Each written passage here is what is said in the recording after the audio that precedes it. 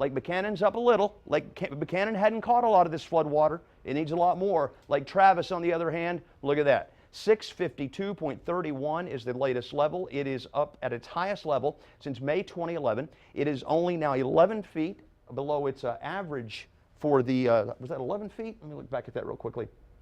I want to get this right. 18 feet, beg your pardon. 18 feet below its average elevation. And here is the change since just the 11th of May.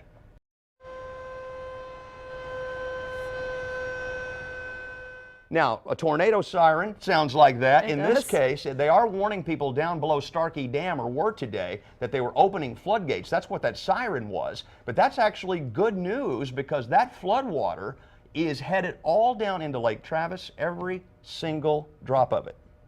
That's right, and something else that we're talking about tonight is the fact that the LCRA had so much rain. They had so much water to work with for the first time in a long time.